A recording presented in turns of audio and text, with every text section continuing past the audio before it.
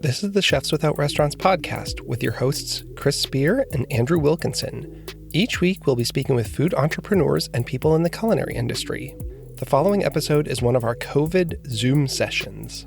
If you're interested in learning more about our organization dedicated to helping people build and grow their food businesses, look us up on the web at chefswithoutrestaurants.com and .org, and on Facebook and Instagram at Chefs Without Restaurants.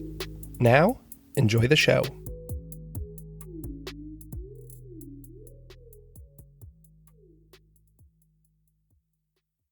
This is episode 36 of the Chefs Without Restaurants podcast. On this week's episode, we have David Pollack. David is a chef in Philadelphia, Pennsylvania. After undergoing kidney failure and being on dialysis for a number of years, Dave finally received a kidney transplant. Now he's starting a nonprofit organization called Cooking Without Kidneys. Currently, Dave is sharing recipes on his YouTube channel, website, and Facebook Live. He's trying to help people who are in similar situations learn how to be better cooks. I'll put all his contact information in the show notes, but if you'd like to check out his website, you can go to cookingwithoutkidneys.wordpress.com or just do a Google search for Cooking Without Kidneys and you'll probably find his social media pages. And if you enjoy the show, have ever received a job through one of our referrals, have been a guest, been given complimentary Chefs Without Restaurants swag, or simply want to help, please consider donating to our Venmo. It can be found at venmo.com/CHEFWORESTOS. Any help would be much appreciated, and feel free to let us know if you have any questions. Thanks so much, and have a great week. Hey everybody, this is Chris, and this is the Chefs Without Restaurants podcast. I'm doing the show today via Zoom with a good friend of mine, David Pollack. Hey Dave, how are you doing? Doing good, Chris. What's going on, brother? Trying to keep sane here in the time of quarantine, but doing pretty well. So I wanted to have you on for a while. For our listeners, Dave and I go back about 25 years. He was one of my roommates in college. We were in each other's weddings and so forth. So I've known Dave a long time. Dave is a Johnson & Wales graduate like myself and has done a lot of interesting things. And now he's got his own organization that he's starting.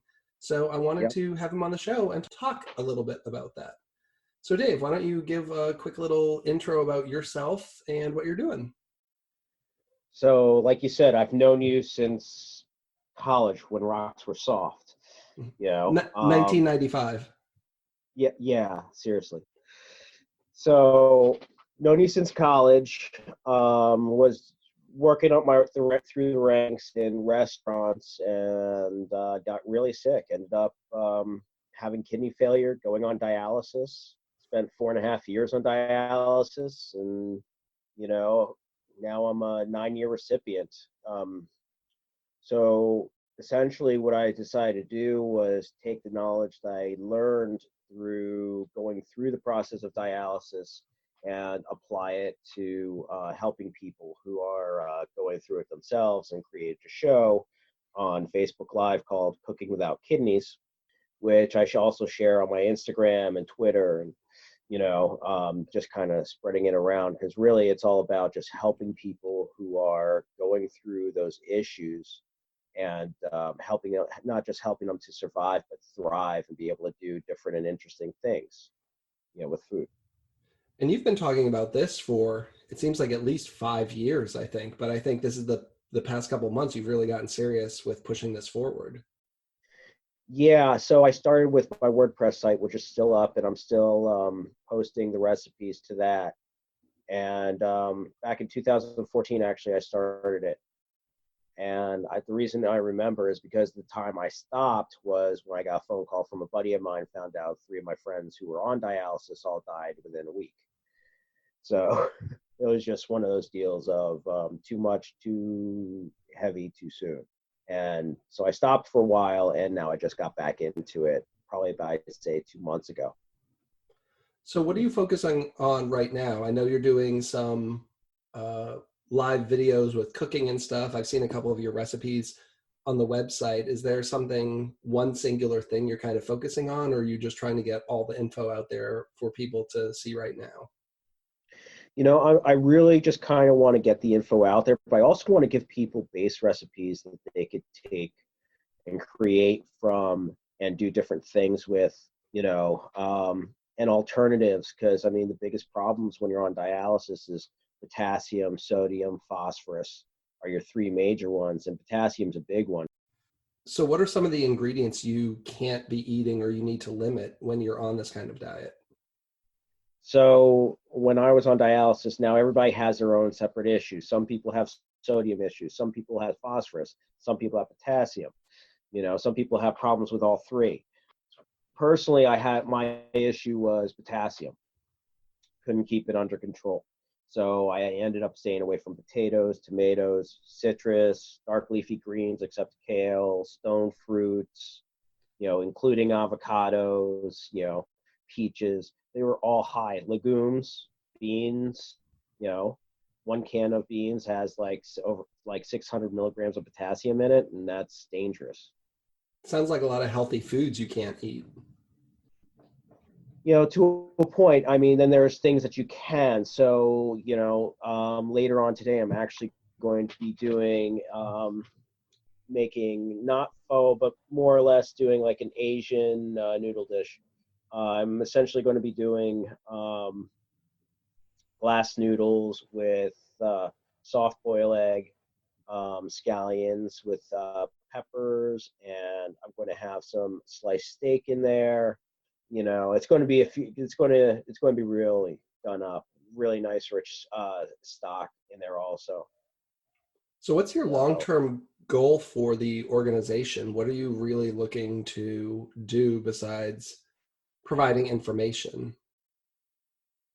I want to actually turn this into a national, if not international, nonprofit where it's all about education, helping people who are going through issues, maybe not just dialysis, but being diabetics on dialysis, or having heart issues and being on dialysis.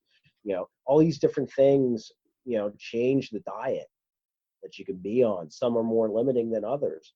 It would be kind of neat to actually put that challenge out there to other chefs and do demonstrations and competitions through the organization, you know, and do it as a nonprofit, kind of like putting money towards research for diabetics for National Kidney Foundation, the Diabetic Foundation. So, are you working with any organizations right now? As it stands, I am not. I am actually, I put the feelers out with my old dialysis unit that I was part of, putting the feelers out with Christiana Care. They're testing out recipes, taking a look at them. So far, I've gotten nothing but good reviews, especially on the content on the videos. Because there's a lot of times I'll say, this worked for me because of this, or I'm adding this to it now because I have a kidney and can, but here are alternatives if you can't. So, are you working with a dietitian or anyone in that kind of field to review recipes and such? I'm actually in conversation with my dietitian from my transplant team, mostly right now. She's kind of going online and reviewing my recipes, and I've started the conversation with her about being on my board for the nonprofit as I form it, and I'm just looking to build and really just kind of like create a national movement where demonstrations and competitions can happen all across the US, so that way we can really get the word out there. And, as a chef, being limited to this is all you can use versus you have a plethora of things you can, kind of makes it more interesting, kind of gives the challenge a whole different, puts it all in a whole different light. I love the idea of cooking competitions. I think that sounds fun, almost like a chopped or something, because you're so restricted in the foods you can use. So that sounds like a great idea. Oh yeah. Oh yeah, absolutely. And I think that's something you could even start right now. Maybe there's a way to put it out there and see if people while they're home could work on developing recipes and kind of doing like a virtual chopped. And I don't know, I'm just kind of spitballing here, but that might be something that would work right now. Could potentially do something like that. I've actually I was given a suggestion. Obviously, I'm not following up on it right now, not until this thing kind of not so much. I don't think COVID-19 is going to go away, but until it like gets to a point where we're able to be social again. I'm in conversation with a church about, doing demonstrations there, and just really starting to build. So what are the big things you're working on right now? So the big things mainly I'm working on is just getting the word out there, putting content out there, just really showing people that even though when you're going through it, you're limited on your diet, you really can create from it. That the limits that are on what you can eat are not the limits on what you can do with what you can eat. And is there any benefit to eating any of these recipes or diets for someone who doesn't have any kind of restrictions? Like, I don't have any kind of diet restriction, but are there any pros or cons to me, say, following one of these recipes and making one of these dishes? I can honestly say I don't know. I know that you'll greatly reduce the amount of potassium, greatly increase the amount of protein that you're taking in, through some of these recipes. Because the biggest thing is when you're on dialysis, it doesn't just pull the bad out of your blood, but it also pulls the good. So extra protein, minerals, that kind of deal, all comes out with all of the creatinine and toxins and excess potassium when you're on the machine. So are you working with any other chefs to develop recipes? You know what? Not at this point in time. I'm in conversation with a couple of different chefs, starting to work with a couple different. My old chef from Cuba Libre from way back in the day, from 2001, Guillermo Veloso, and I were in conversation, and he's actually, reviewing the actual diets and starting to look at some of his recipes and seeing how he can adapt them. Eric Sheldon's another one that we went to college with. Me and him are in conversation. So let's go back to your background a little bit. I think it's interesting you've been a chef and in the food world, since you were a teenager working in restaurants. What was it like when you were still cooking and working, as the whole, I guess, process of kidney failure was happening? I have the benefit of having known you and know the story, but what was it like when, you were kind of at the top of your game, working really hard in Philadelphia in some of the best restaurants, and then all of a sudden you couldn't perform the way you were used to? What was that like for you? It was rough because I knew I was able to do it. I went from being a sous chef at Cafe Gelato down in Newark, Delaware. That was actually the job I held after Cuba Libre. And working as a saucier at Cuba Libre, doing the 60, 70, 80-hour weeks and running around that kitchen, it was great. There are days I really miss that. I miss that adrenaline. I miss that rush. I miss, there's a lot of it a lot of parts of that I actually miss. But I can tell you that as I was on the downhill slide, so was my physical ability to keep up. It's not that I didn't have the know-how, it's that physically my body was just slowing down. I could not push past, even though I worked to push past a certain point, I couldn't. And once I got on the machine, even though I was great, there were still days I just couldn't do the job because, well, let's just say that dialysis kind of took it out of me. Well, what's the process of going through dialysis like for those who have no idea? How long is it? What is that like? So if you're on dialysis, you're looking at 3 days a week, unless you're doing. There's two kinds of dialysis. There's one that you do at home, and then there's the hemo, which you do actually at a site. And you could actually do hemo at home, but you actually need a whole separate, like, clean, sanitized room for it, specifically just for that. So it's hard to do at home. So, but when you're going through dialysis, literally they're taking blood out one side and putting it right back in, either through catheters, a shunt, or a fistula. And a fistula is actually when they use your own body, use your own arteries and veins to create a port. But essentially, can't talk about really what it feels like, because it's kind of like you really do kind of feel like it's a part of you being ripped off. I can't describe it any other way. Yeah, but it's a long process. And I know you didn't have a car at the time, so you were having to get on the bus and go to your location. And then you were there for how many hours? They started me at 4.5 hours, and we cut it back to 3.5 hours because it was just doing too much. It was taking too much out of me. I literally would get done. Tuesdays were my worst days out because you go 3 days a week. You're either Monday, Wednesday, Friday, or Tuesday, Thursday, and Saturday. And I ended up Tuesday, Thursday, Saturdays going at 5 in the morning to about 8:30, and 9 o'clock, and there were times that was just rough. It's just a rough process to be in. It's no place I would ever want to see anyone that I know end up in. Were you still able to work on the days that you had a treatment? In the beginning, I always said that the first day of dialysis I would not work, just because that was the worst. It was the hardest. You have 2 days in between there where you're not on the machine at all, so your body's on those days. I'd go to dialysis, go home, and I would pass out on the couch. you know, But you were going on Saturday, and Saturday's traditionally like the busiest restaurant day. So were there Saturdays that you went and got a treatment and then went into work? oh, all the time. That sounds crazy. Oh, yeah. I wasn't your average dialysis patient. I worked 40 to 60 hours a week. I went to the gym 4 days a week. I didn't smoke. I wasn't a drinker. I didn't have diabetes. No hypertension. None of the.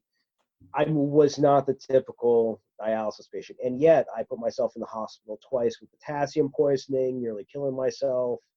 There were just times where I just didn't have it in me to get things done. And because of the grueling work week, I would only be able to hold on to a job for anywhere from 6 months to maybe a year before my body was just so burnt and broken that I couldn't keep up anymore. Were you working at Chifa for Jose Garces at the time? If my memory serves, that's where you were, and then maybe Garces Trading Company? Yeah, so I did part-time at Garces Trading Company, and I was at Chifa. I was there for about a year, roundabouts. I really hung in there to the best that I could. I just, just physically, my body just broke down to a point where it just couldn't keep up. So are you going to be doing a cookbook? What's your plan? I know you're putting everything out on social media and sharing recipes is great. Do you have a cookbook in the works, or is that something you've thought about? So actually, the recipes that are going up on the blog right now will actually end up in a book. And as this grows and we start doing the demonstrations and competitions, the chefs who are there, their recipes that they're using, their ideas, their thoughts are all actually going to be part of like a smaller version of that book at each event. And I'll probably put out just one large one once a year. Do you have a favorite recipe or two that are appropriate for people who are going through dialysis or having kidney issues? What's your go-to? I really did have two go-tos. The first one was I would make literally a tomatoless marinara, using roasted red peppers instead. And the flavor of it with all the herbs and everything else, it actually would taste like you actually had a marinara. That with meatballs or turning that into a bolognese or, that was one of my go-tos because it was so simple. I would always have roasted peppers in my fridge. I would always have, potato soaking, things of that nature. So I used to do tacos a lot. I would do, just some very basic, and then there were some things that would be long term. I would actually do, braised leg of lamb and things of that nature that worked out really nice. And what I'd be able to do is I would be able to, the night before, set it up, put it in the fridge, that the next day, throw it into the oven, 250, 275, and let it go all day. By the time I felt ready to pull it out of the oven at like 4 o'clock in the afternoon, I could pull it out, literally pull the bones out, it'd fall right apart. And it was just it's literally at the time what my body craved. How long did it take to adjust to cooking to this style for you? Was it easy for you, or was it a lot of work? In the beginning, it was a lot of work because there are things that you just miss. It's the one time that really sticks out in my mind that I really put myself in the hospital. I literally had a day, went to dialysis on Saturday, Sunday got up, went to work, walked in, started eating some fried plantains, some avocado, melon, citrus, everything I wasn't supposed to. tomatoes. I ate everything I wasn't supposed to. Went out to dinner with my wife that night. Her not knowing what I've eaten throughout the day, I actually had a grilled cheese with avocado and tomato with tomato bisque. So literally, I woke up Monday morning with 104 fever and went to the hospital. My potassium was double that they injected to death row in me. What was that they did? I had so much potassium in my blood from what I ate in one day that it was double that what they inject into a death row inmate. Is that how they killed death row inmates, with potassium? Potassium sulfide or potassium chloride, something like that, injected, and anything over 7 parts per million is I got lucky. I really did get lucky with that. So what's been the reception so far? Have you heard from people? Like, are you building your community and finding people you don't even know are there? Like, when you publish to Facebook, are you getting new fans and followers who know nothing about you and just have found your page or site? Or is it still so new that it's really mostly people who already know you? No, actually, I'm actually up to about 300 followers on Facebook. Essentially, what I've been doing is every other week I'm running an ad, and I'm changing out those ads every week just to kind of build growth, to build the awareness of it. Also crossing it over onto Instagram. I'm getting a lot of followers through that, as well as through my Twitter feed. Also, right now where I'm really looking for the feedback is on the WordPress, and that really hasn't been really hasn't shown up there yet. Dude, it's so hard. My website I've had for 10 years. I don't know, I've had like 5 comments on my website in like 10 years. Like, it's just, don't expect that to happen. It doesn't mean people aren't going and aren't reading, but the feedback coming from the website, in my experience, has been non-existent. And I think it's just the changing landscape of social media and the internet. I mean, I used to do a post on my website and then would just submit the link on a Facebook and say, hey, I have a new recipe, go here. If people are already into Facebook, they don't want to leave Facebook. And I find that it's just better to also post the whole content right within Facebook or Instagram. And I play around with that a little bit.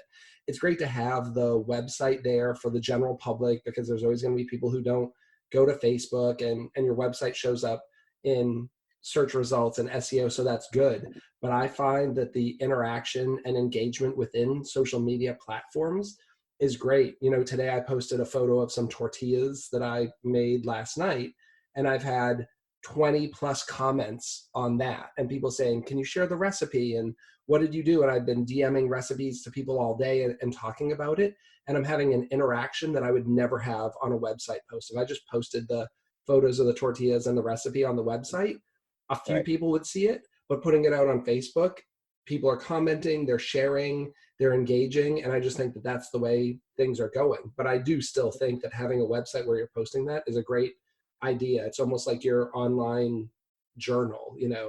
Well, it's an online journal, but it's also the basis for the book. Knowing that a lot of people are not really going to visit the site, or people will visit the site and not really leave comments, really kind of builds into, I could take every recipe, all the stories I'm putting on the site, the whole 9 yards, and condense it all down into a 50 or 100-page book with a bunch of different recipes, different ideas, and use that to help support Cooking Without Kidneys. So what's next? Anything new, or just double downing on the things you're already doing? Do you have other things? Is there a phase 2 that you're going to move into once you kind of get a handle on what you're already doing? Yeah, so phase 2 is actually going to start to grow into doing demonstrations and competitions, going into the more social aspect of things, when this kind of right now is all about just building the base and really just introducing people to the concepts and ideas of how not just to survive but thrive while on dialysis. The next phase is like really taking it to the public and putting out there to local, like I'm just going to start in Philadelphia, local dialysis groups, local transplant units, letting them know that we are going to start doing demonstrations and competitions, reaching out to fellow chefs like you, if you wanted to come up and do a demonstration, if you had an idea, and also to start having guys on the show. Like I said, Guillermo Veloso, Eric, you all have said that you are interested in it, and that's exactly what I want to do. But I don't want it to be a show where we're just in like in a set stage kitchen. I want it to be in a kitchen that people, get is like your home kitchen. So it'd be literally coming over to your place. We record, we talk about the recipes that we're working on and what we're building and what the base is of it. And then, we would just do it as a Facebook Live. Put it out there like a week ahead of time, and I think that's a great idea. What about a podcast? Would you do a podcast, or do you think it's more visual? Like, is there a way that some of this could live within a podcast as well? Yeah, I like the visual. I mean, cooking is very visual, so that makes sense. Yeah. I'm obviously a chef, so that's visual, but I did find a way to kind of do a podcast, like, I don't know, maybe interviewing kidney transplant recipient survivors and have them tell their story as like an accessory piece to the organization. I don't know. Just thinking aloud. Maybe. There's only so many hours in a day.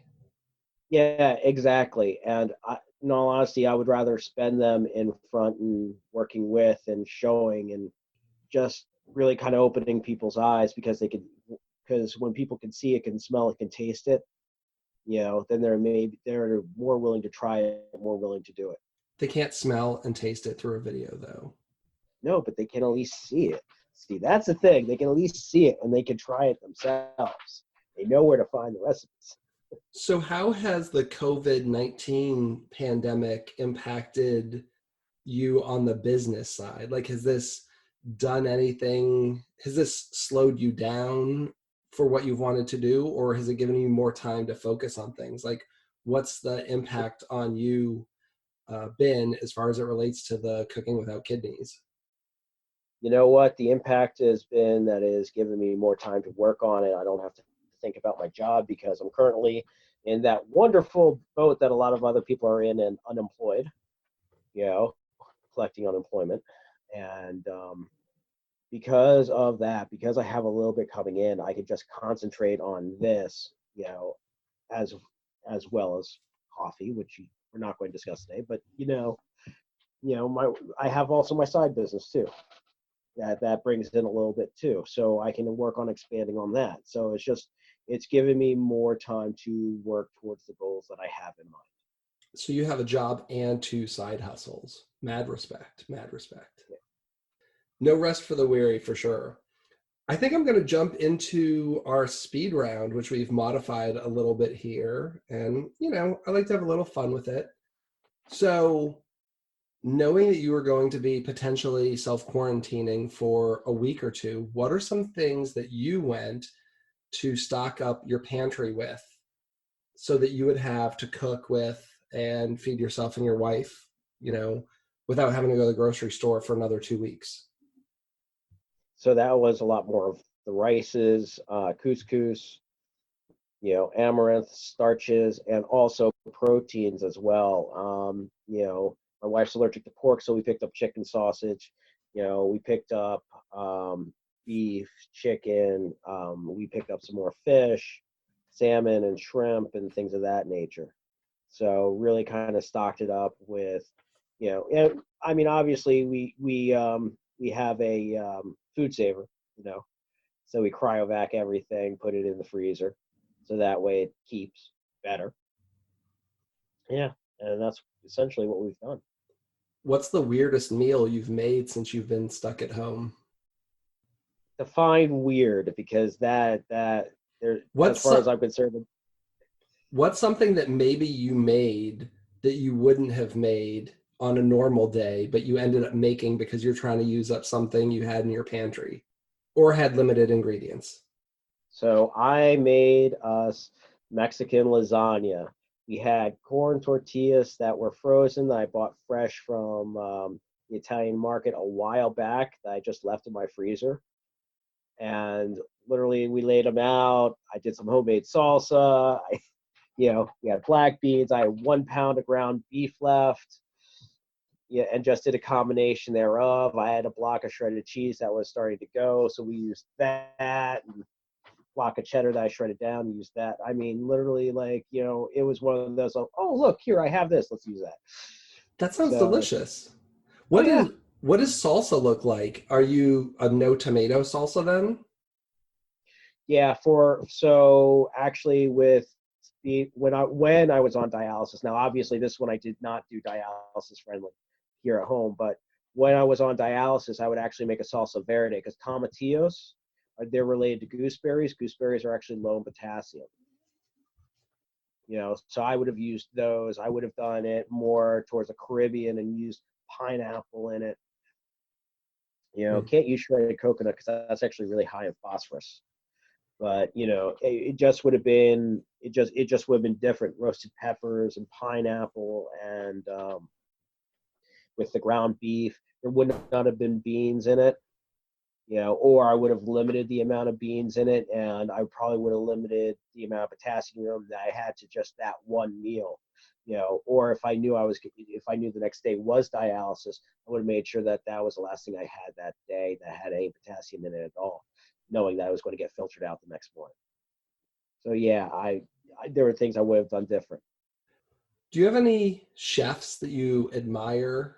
It could be either like a quote unquote celebrity chef or someone you've worked with and love. Like who's your inspiration in the food industry? So I got to give my props to Guillermo Veloso. I worked with him for 3.5, almost 4 years at Cuba Libre. To me and him, I was his saucier, and I learned so much just by working with him. Jose Garces, just the amount of seriousness he has for his food, and just his ideas and how he wants things to be and how exact. I mean that that was that was really that. Even though I couldn't keep up, it was a lot of fun just to work there. Try to put the work in to keep up. What about culinary resources? Do you have any books that you continually go back to, or websites, or anything cooking related to keep you inspired or informed? So right now I'm rewatching Chef's Table, on Netflix. Also, if I'm struggling for an idea and looking for something that I'm looking to convert for Cooking Without Kidneys, I'll either use allrecipes.com or I'll use Epicurious. Because I can all there's all you can always find something out there. Mind of a Chef is another one also that I found, and I'm starting to rewatch that too. Lots of watching TV while we're stuck at home, right? Yeah, I try to limit it though. I limit it to about, an hour, maybe two, depending on what it is. What is the best meal you ever had? And I know that's a tough one because I don't even know that I have one. Do you have one that sticks out or one that's especially memorable? As far as best meals, that I don't have one that stands out.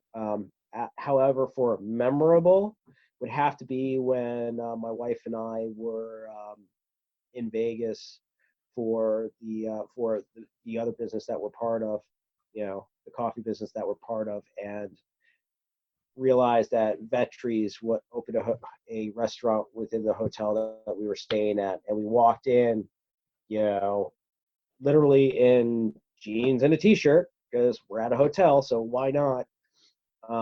And I've actually been to a seminar with Jeff, and I've met Mark once.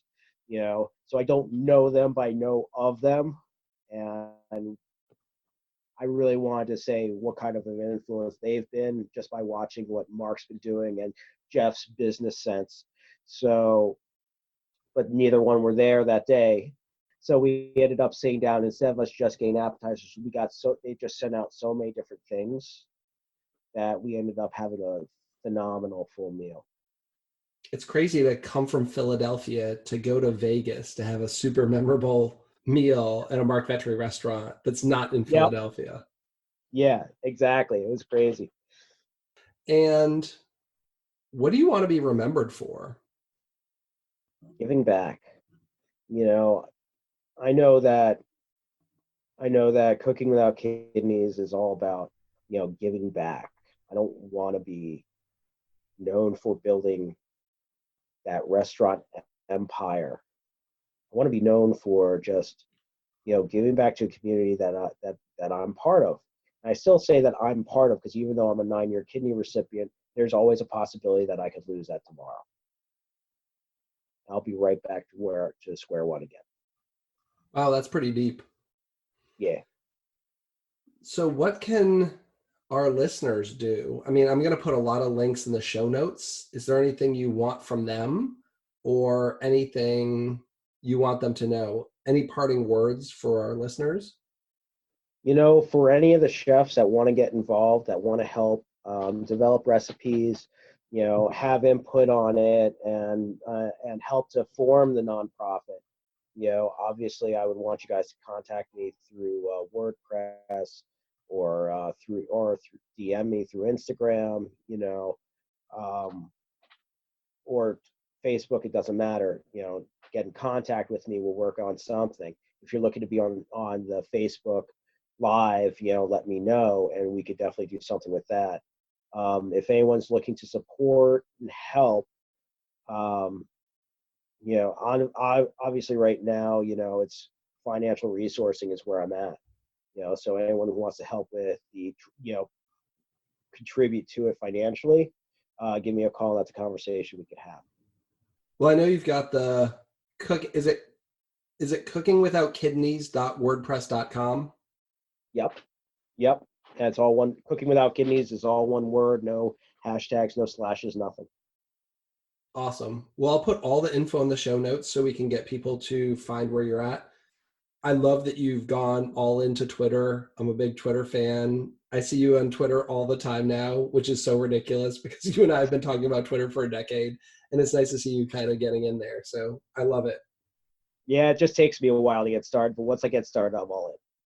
I know you're not a tech guy. You're not a social media guy. I know it's tough. It's where you gotta be. So I feel you. I know how hard this must be for you, and I'm loving watching it. Yeah, and what I've been told from everyone who's watched any of my videos is that I'm definitely in front of the camera kind of guy. I'm good in front of the camera. I think you're good in front of the camera. Audience. Yeah, I jumped into your liver cooking live the other night, but I had something else. I think I had to jump off to cook dinner for my family or something, but I really enjoyed watching that. Yeah. Well, thanks so much for coming on the show. And for all our listeners, as always, you can find us at chefswithoutrestaurants.org and .com, and on all social media platforms at Chefs Without Restaurants. And you can send me an email at chefswithoutrestaurants@gmail.com. Thanks, and have a great week. Thanks for listening to the Chefs Without Restaurants podcast. And if you're interested in being a guest on the show or sponsoring a show, please let us know. We can be reached at chefswithoutrestaurants@gmail.com. Thanks so much.